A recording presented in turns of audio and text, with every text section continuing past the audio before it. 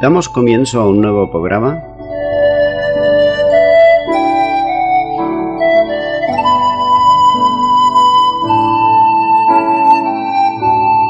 Servidores de Dios.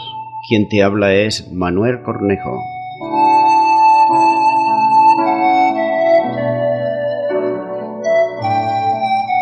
Este es un programa que está respaldado por la Iglesia Evangélica Misión Evangélica de Cataluña.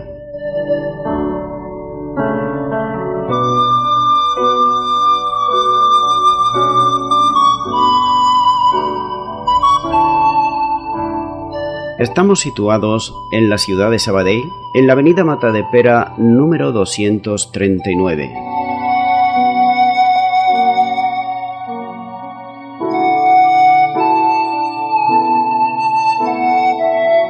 Antes de dar introducción a la palabra de Dios, estaremos poniendo una alabanza.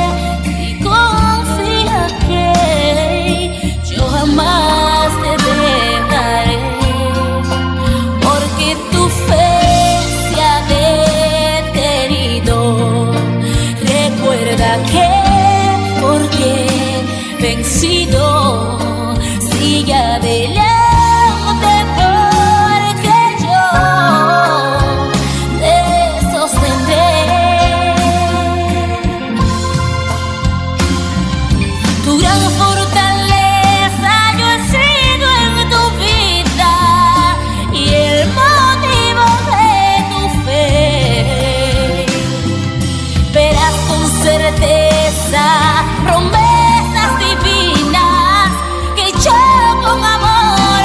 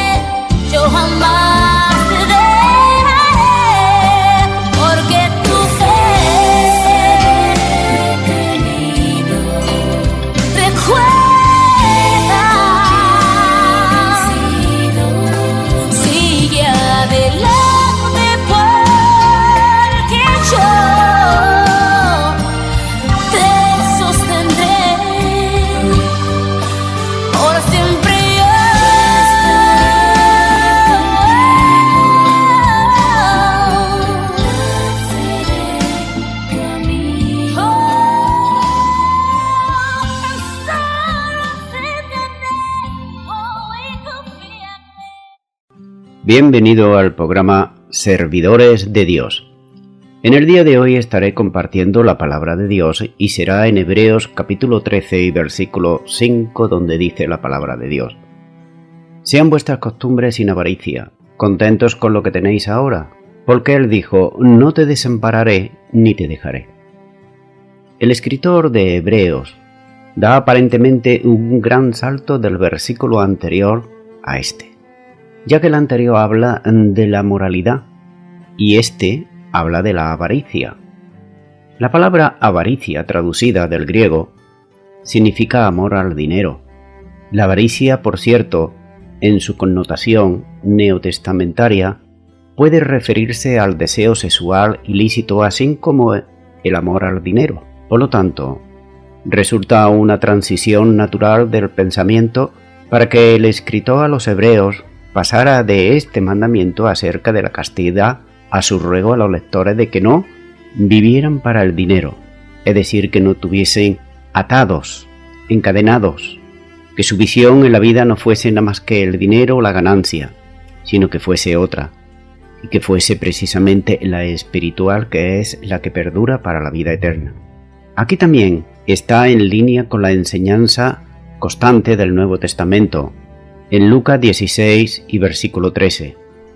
Ningún siervo puede servir a dos señores, porque o aborrecerá al uno y amará al otro, o estimará al uno y menospreciará al otro. No podéis servir a Dios y a las riquezas. Y Lucas capítulo 12, versículo 15 dice, y les dijo, mirad y guardaos de toda avaricia, porque la vida del hombre no consiste en la abundancia de los bienes que posee.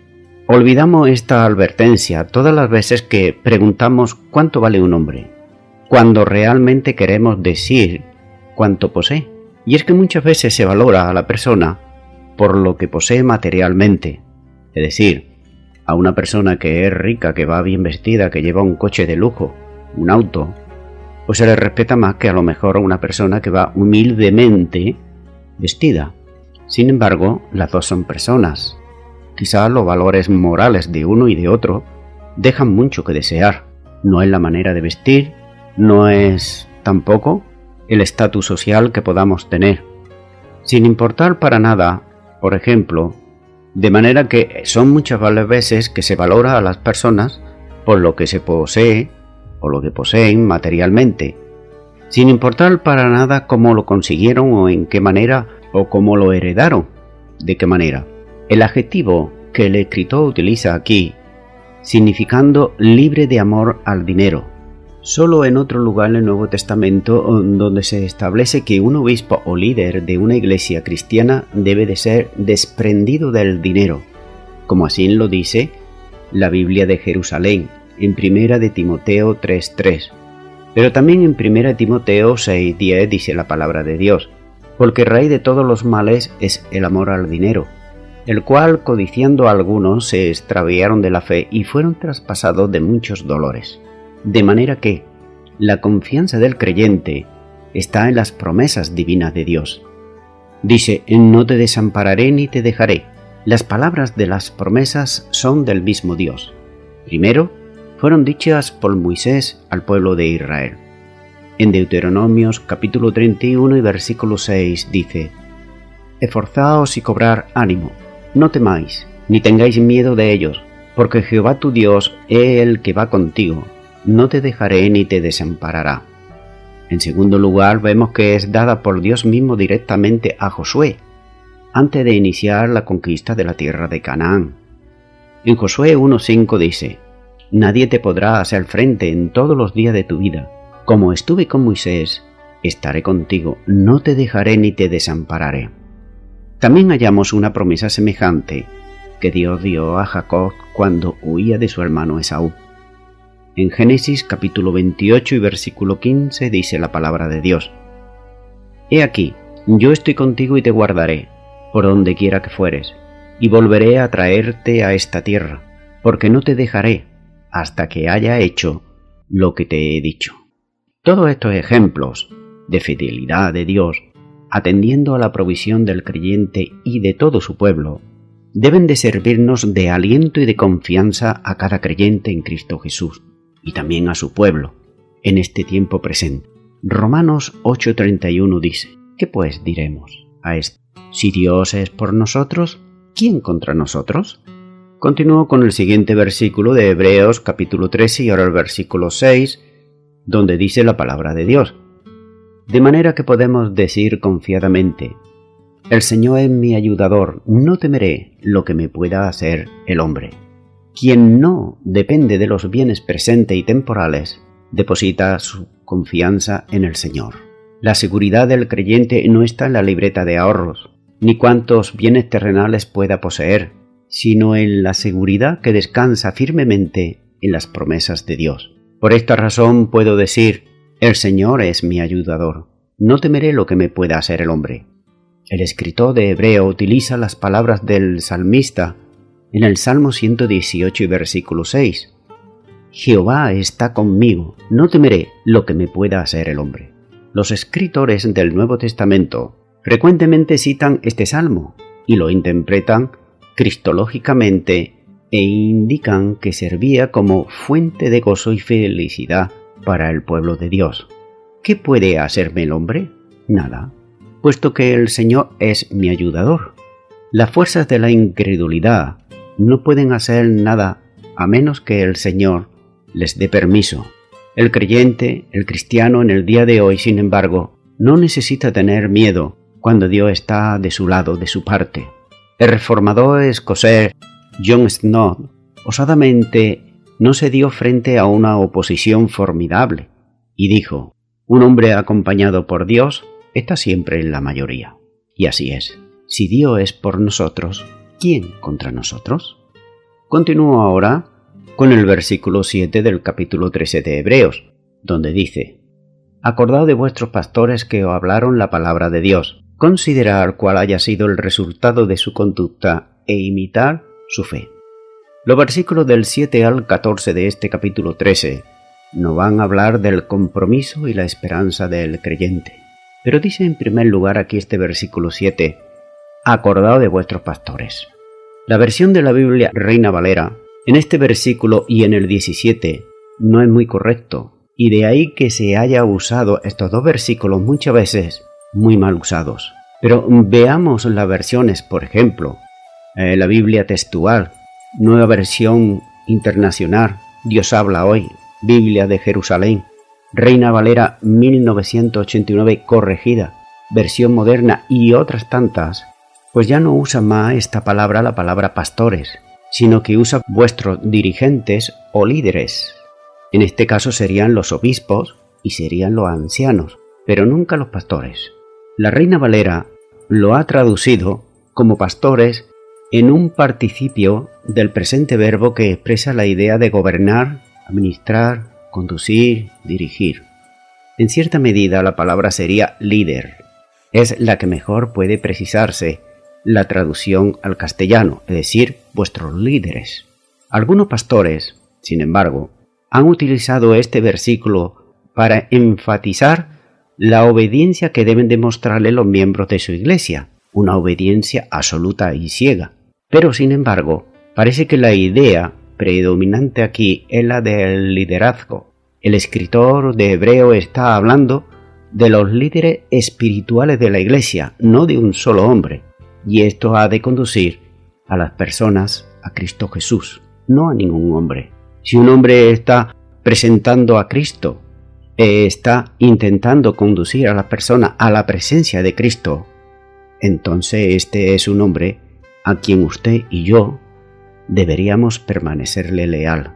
Pero primeramente a Cristo y a Él que nos está presentando al Señor Jesucristo. Pero al ser leal a un hombre simplemente porque sea pastor de la iglesia, no es el tema que el escritor estaba tratando aquí, ni mucho menos. Aunque, como repito, muchas veces se enfatiza esto, pero se enfatiza malamente. Los líderes a los cuales se hace referencia en este pasaje no eran personas descontentas, no eran personas codiciosas. Su vida fueron, para los hebreos, buen ejemplo de fidelidad. El considerar el resultado de su conducta, dice este versículo. Habían ya partido con el Señor al momento que el escritor los presenta aquí. Los cristianos que quedaban atrás habían de seguir acordándose de ellos, es decir, del ejemplo que ellos habían dado, como lo requiere el tiempo verbal en el griego, indicando que debían hacer hincapié en el carácter de estos antiguos líderes. Pero nótese, son todos los líderes, como he dicho antes, obispo y anciano, no un pastor. El mismo verbo fue usado también por Pablo en 2 Timoteo 2:8, donde la advertencia de acuérdate de Jesucristo. También podemos atesorar el recuerdo de los hermanos y hermanas fieles, cuyo carácter deberíamos tratar de imitar, e imitar su fe, dice este versículo. Es lo que debían de imitar de esos líderes que le enseñaron, que le predicaron la palabra de Dios. Es necesario entender que no se trata de imitar a sus personas, ni a sus formas, sino a su fe. Y esto hay que tenerlo en cuenta. Si lo que predican y enseñan, si realmente lo viven, imitémosles. Pero ¿cómo vamos a saber si realmente lo que predican o lo que enseñan lo están viviendo si a lo mejor no lo vemos nada más que una vez a la semana? Y quizás por 1 hora o 2 horas, como mucho, si no tenemos comunión con estos líderes. A lo largo de una vida podemos ver que hay siempre circunstancias cambiantes de la sociedad e incluso de la Iglesia, pero la fe auténtica debe de permanecer inalterable a través de todos los tiempos. Continúo ahora con el versículo 8 de Hebreos capítulo 13, donde dice Jesucristo el mismo ayer, hoy y por los siglos. Sin duda este versículo lo sabemos casi todos de memoria, ya que se repite una y otra vez.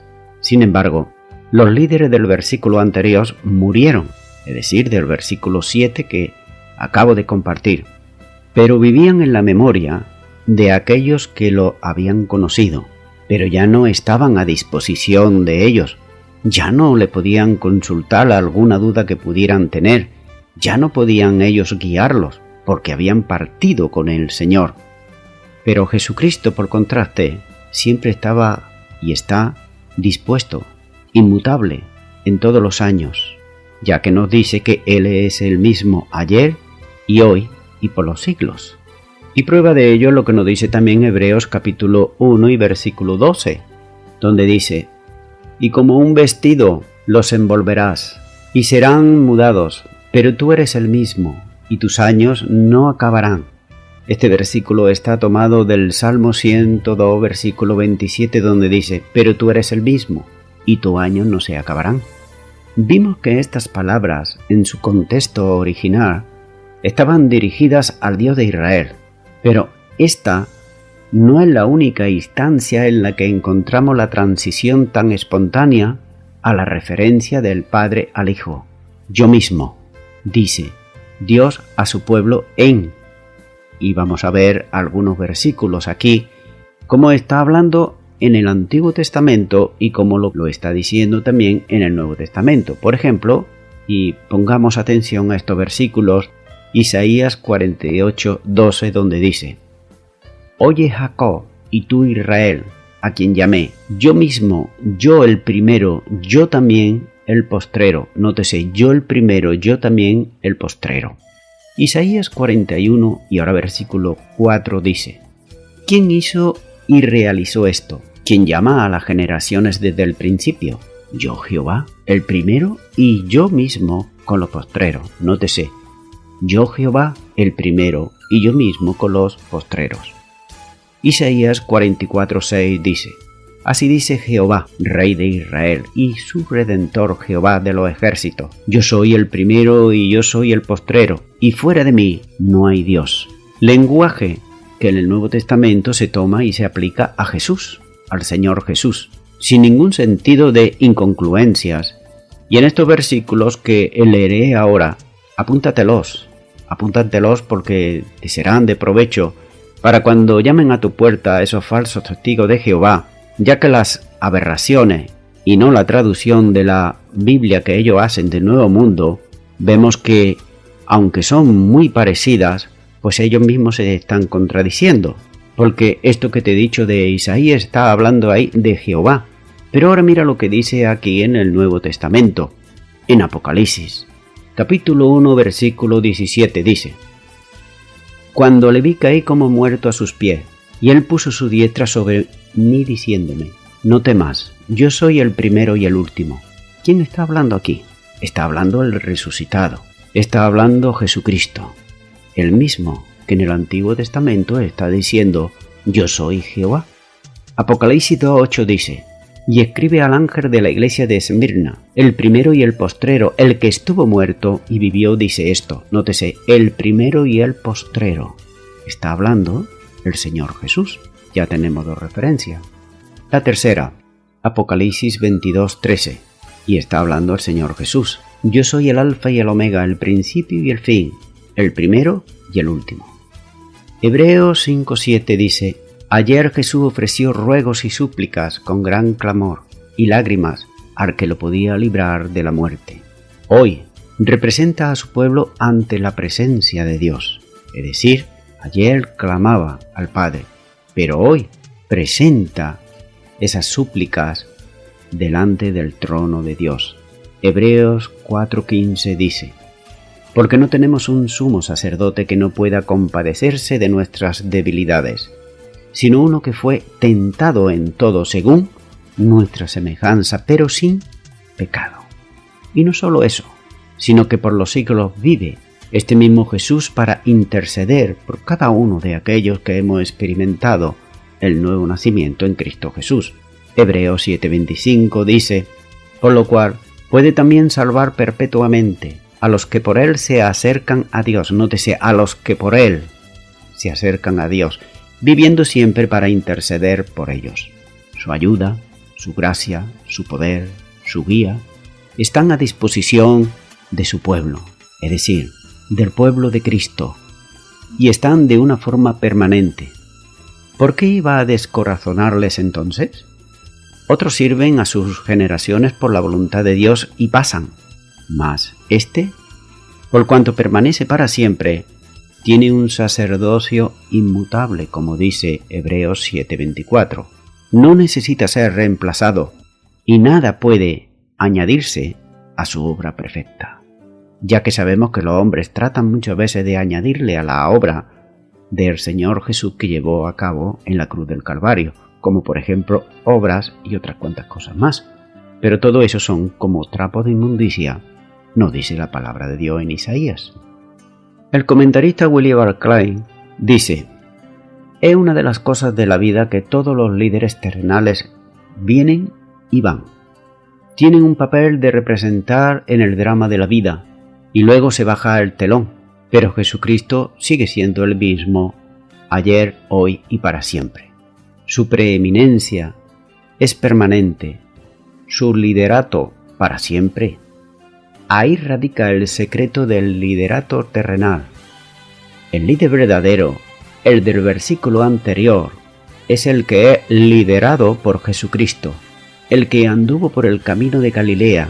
Es tan poderoso como siempre para vencer el pecado y amar al pecador, y como entonces escogió a 12 para que estuvieran con él y para enviarlo a hacer su trabajo, así ahora también está buscando los que han de traerle a él, a los hombres, y traérselos a él, a Jesús.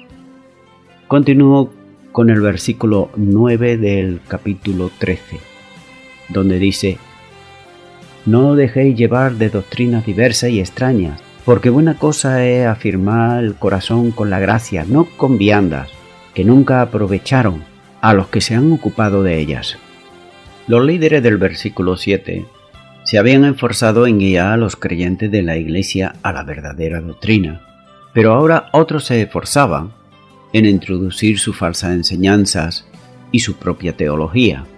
El verbo que se traduce por llevar originariamente expresa la idea de conducir a lo largo, en sentido de llevar más allá. De ahí el significado de arrastrar, que también expresa el concepto que se quiere afirmar en este verbo. Una enseñanza que extraemos de momento aquí es: el creyente nunca debe de desviarse de los principios y enseñanzas que están en la Biblia. Eso es lo fundamental, porque en cuanto que la persona empieza a dudar y empieza a desviarse, ahí la cosa va a ir mal, y siempre estos falsos maestros están dispuestos a arrastrar, a llevar a estas personas que no tienen conocimiento de la palabra del Señor todavía. Este versículo da dos calificativos a la doctrina erróneas. La primera la llama diversas, palabra que literalmente significa diversos colores. Nótese, diversos colores. Esto enfatiza bien claro el contraste con la doctrina bíblica, que es única y verdadera, y otras que provienen de otro campo, pero que ese campo es mala tierra, ya que la enseñanza es falsa y no da buen fruto. La segunda se le califica de extraña, palabra que está enraizada con huésped, esto es, extranjeros, cuya procedencia no es la que sustenta la única y verdadera doctrina que es la palabra de Dios, la Biblia. Esta clase de doctrinas erróneas y falsas tienen en sí un gran problema, y es que nunca se ajustan a la enseñanza dada por los apóstoles y los profetas a la Iglesia del Señor Jesucristo. Por eso es que Pablo le dice a los de Éfeso en Efesios 2:20: edificados sobre el fundamento de los apóstoles y profetas, siendo la principal piedra de ángulo Jesucristo mismo. Es decir, que toda persona que enseña o que predica debe de siempre ensalzar, levantar y mostrar a Jesucristo. Ahora bien, estas falsas doctrinas suelen ser muy llamativas, atractivas y vistosas. De ahí que el griego les llame muchos colores, ya que suelen predicar y enseñar al gusto del auditorio o al gusto del hombre. De ahí que el apóstol Pablo le dijera a Timoteo, en 2 de Timoteo 4:3, porque vendrán tiempos cuando no sufrirán la sana doctrina, sino que teniendo comezón de oír, se amontonarán maestros conforme a sus propias concupiscencias.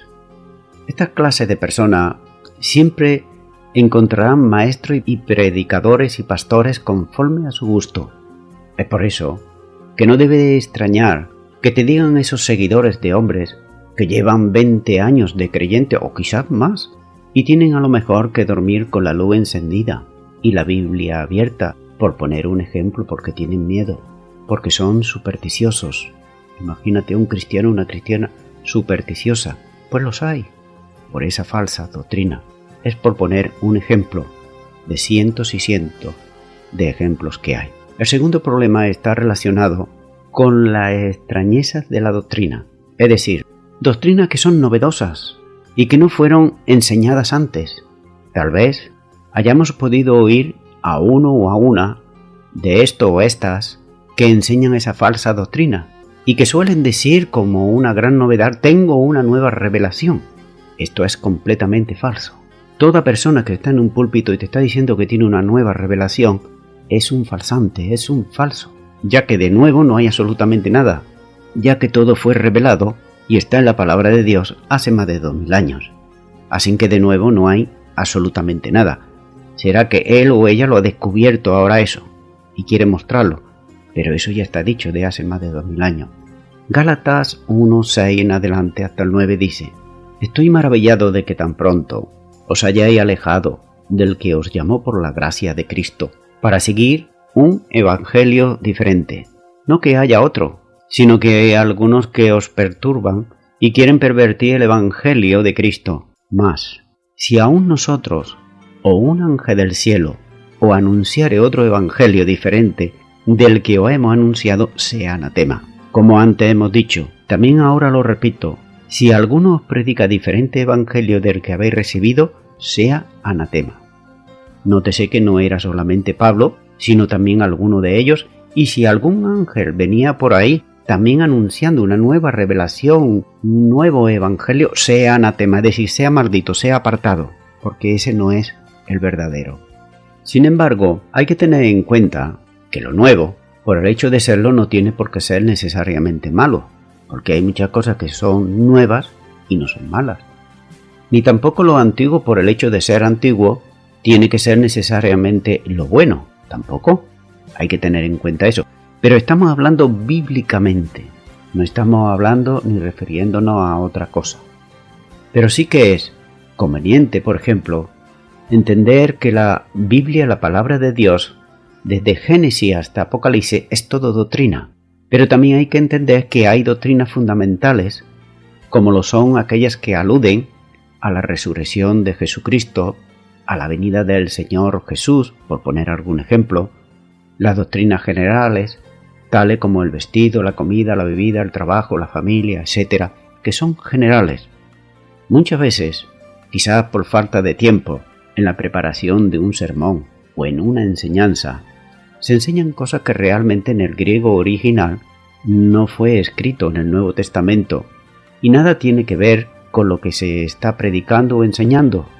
Se suple muchas veces esa falta de preparación y de tiempo, por ejemplo, con elocuencia y palabras repetitivas, que no van a traer más que a las almas un aburrimiento, y cuando llegan a pasar unos minutos, olvidarse de ello. Sin embargo, si nos esforzamos por escudriñar la palabra de Dios, va a traer fortalecimiento al cuerpo de Cristo.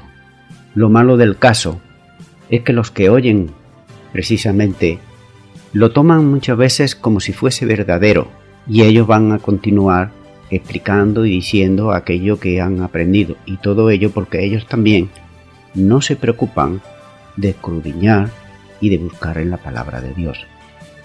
Sigue diciendo este versículo 9: no con viandas, que nunca aprovecharon a los que se han ocupado de ellas. Las viandas no nos hacen más aceptos delante de Dios, como dice 1 Corintios 8:8. Si bien la vianda nos hace más aceptos ante Dios, pues ni porque comamos seremos más, ni porque no comamos seremos menos. El escritor de Hebreos se refiere a lo mismo. Es por la gracia divina, y no por las reglas acerca de la comida, que el corazón puede decir la vida espiritual también se nutre y se nutre con la palabra de Dios. Las reglas acerca de la comida impuestas por autoridades exógenas nunca han ayudado a la gente a mantener una relación, una comunión estrecha con Dios, sino todo lo contrario. Están mirando a Dios siempre como un juez y teniéndole miedo. Todo lo contrario, que Dios quiere que nos acerquemos a Él, pero lo hagamos con una reverencia, con un temor santo, pero no con miedo. Debido a que la palabra traducida vianda es la misma que la que se utiliza en los versículos 9 y 10, donde comida y bebida de diversas alusiones se registran entre las ordenanzas acerca de la carne, impuestas hasta el tiempo de reformar las cosas. Es posible que se esté haciendo una referencia a las comidas sacrificiales del tiempo pasado, del Antiguo Testamento. En cualquier caso, tal regulaciones de comida de toda clase, sean positivas o sean negativas, están catalogadas por el escritor entre aquellas ordenanzas externas que la cristiandad ha considerado nulas y vanas. Pero todos sabemos que hay personas que le encanta volver al Éxodo, volver al Antiguo Testamento. Bueno, ¿quieren vivir en el Antiguo Testamento? Que vivan. Pero yo prefiero vivir en la gracia y en la nueva dispensación. Voy concluyendo ya con esto. Y voy a leer algunos versículos en Colosenses 2:20 al 22, donde dice la palabra de Dios: pues si habéis muerto con Cristo en cuanto a los rudimentos del mundo, ¿por qué como si vivieseis en el mundo os sometéis a preceptos tales como no manejes, ni gustes, ni aun toques, en conformidad al mandamiento y a la doctrina de hombres? Cosas que todos se destruyen con el uso, porque muchos engañadores han salido por el mundo, que no confiesan que Jesucristo ha venido en carne. Segunda de Juan 1:7 al 11 dice: porque muchos engañadores han salido por el mundo, que no confiesan que Jesucristo ha venido en carne. Quien esto hace es el engañador y el anticristo. Mirad por vosotros mismos, para que no perdáis el fruto de vuestro trabajo, sino que recibáis galardón completo. Cualquiera que se extravía y no persevera en la doctrina de Cristo no tiene a Dios. El que persevera en la doctrina de Cristo, ese tiene al Padre y al Hijo. Si alguno viene a vosotros y no trae esta doctrina, no le recibáis en casa ni le digáis bienvenido, porque el que le dice bienvenido participa de sus malas obras. Y nótese este último versículo de 2 de Juan 1:11, porque el que le dice bienvenido participa de sus malas obras. Muchas veces, por no pasar tiempo en oración, en lectura de la palabra de Dios, por conformarnos simplemente con aquello que recibimos los domingos cuando vamos a la iglesia, la palabra de Dios que nos enseñan o que nos predican, pues con eso parece que ya tengamos bastante.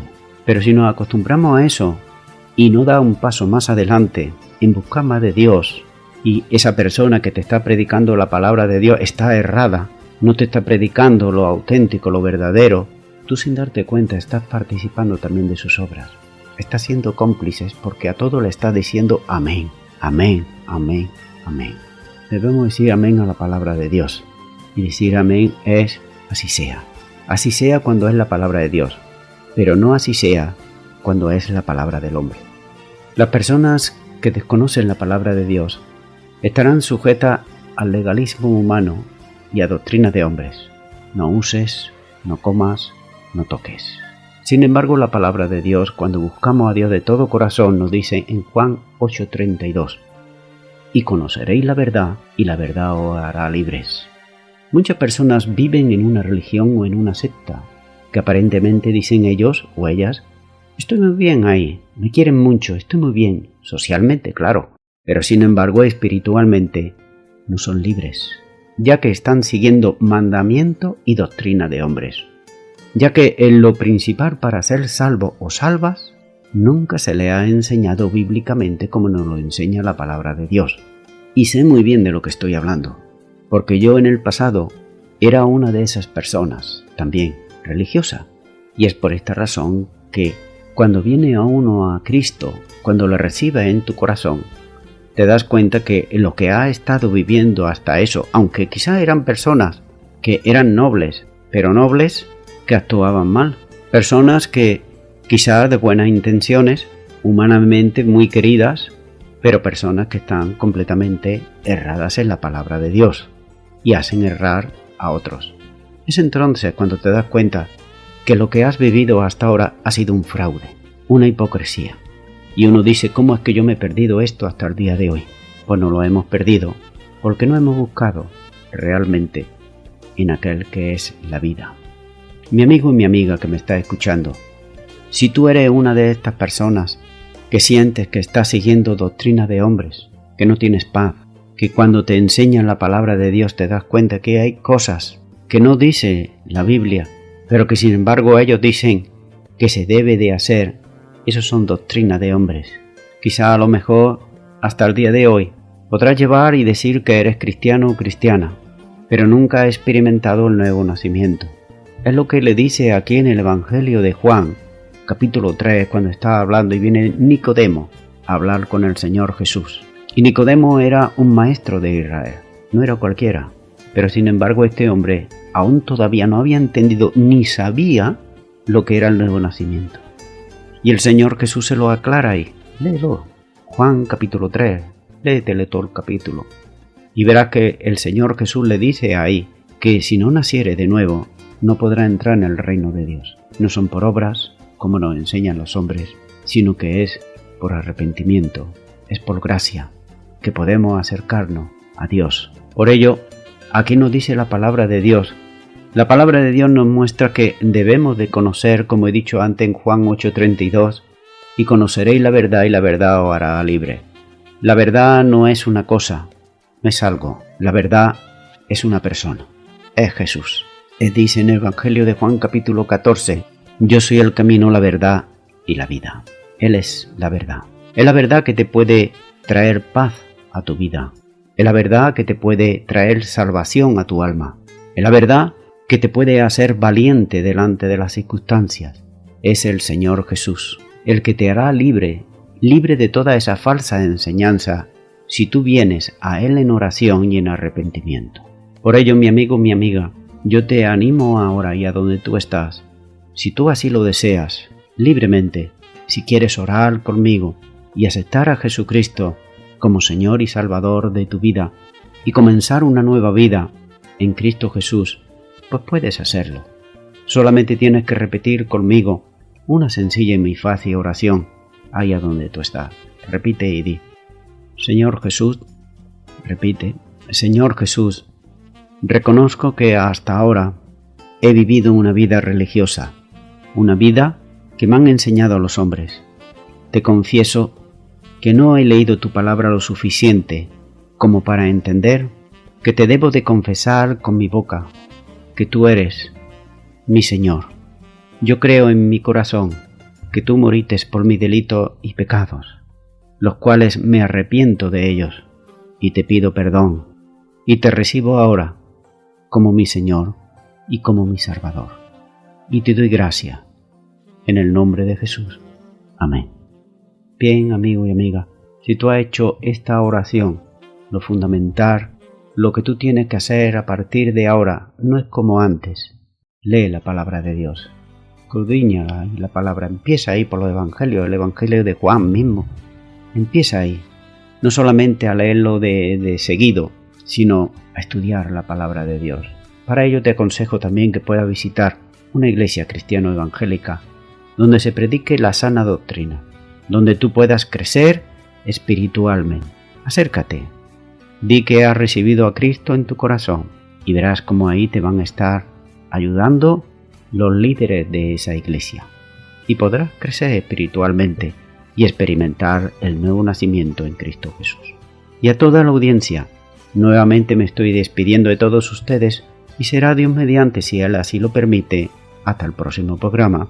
Que Dios os bendiga a todos. Sí, me gozo porque soy libre. Me gozo porque Él ha roto las cadenas. Porque un día Él vino a mi vida, perdonó todos mis pecados y me hizo libre. ¿Cuántos pueden decir: yo soy libre? Porque Él me ha hecho libre. Libre, yo soy libre. Las cadenas del pecado han sido rotas. Libre, yo soy libre para cantar, para danzar, para gozar.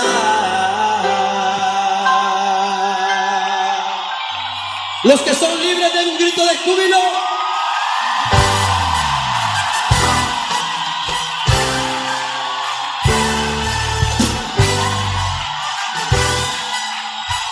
Confiesa que eres libre.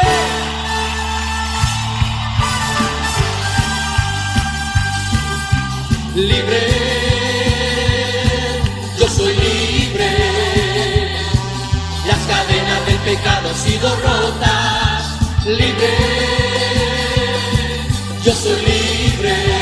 Para cantar, para danzar, para gozar. Confiésalo, libre. Libre, yo soy libre. Las cadenas del pecado han sido rotas. Libre, libre, yo soy libre. Para cantar, para danzar, para gozar. He vencido al enemigo. Por la sangre de Jesucristo yo soy libre. Declara: he vencido al enemigo. Por la sangre de Jesucristo yo soy libre. Decláralo: libre, libre, yo soy libre. Las cadenas del pecado han sido rotas. Libre, yo soy libre. Para cantar, para danzar, para gozar. He vencido al enemigo. Por la sangre de Jesucristo yo soy libre. He vencido al enemigo. Por la sangre de Jesucristo yo soy libre. ¿Cuántos son libres?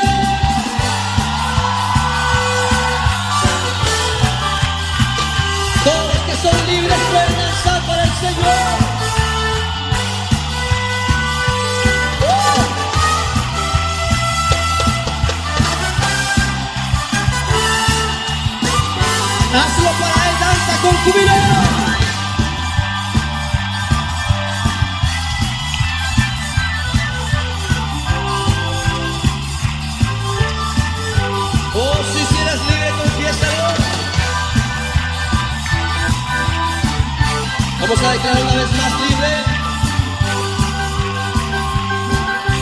Libre, yo soy libre. Las cadenas del pecado han sido rotas. Libre, yo soy libre. Para cantar, para danzar, para gozar. He vencido al enemigo. Por la sangre de Jesucristo yo soy libre. He vencido al enemigo. Por la sangre de Jesucristo yo soy libre. Todos juntos digamos: libre. Libre, yo soy libre. Las cadenas del pecado han sido rotas. Libre, yo soy libre. Para cantar, para danzar, para gozar. Para cantar, para danzar, para gozar. Para cantar, dilo. Para cantar, para danzar, para gozar.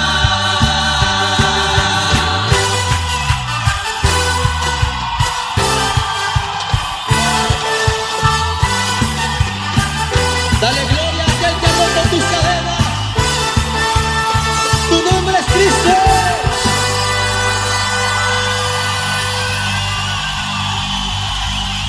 Él es el que merece toda la gloria. Exáltalo a Él. Oh, hemos sido libres. Ya no más hay cautividad para los hijos de Dios. Ahora vamos declarando por las calles, por las ciudades, que Cristo nos ha hecho libres. Ya no más somos esclavos del pecado. Ahora somos libres para proclamar que Él es el Rey de Reyes y el Señor de los Señores.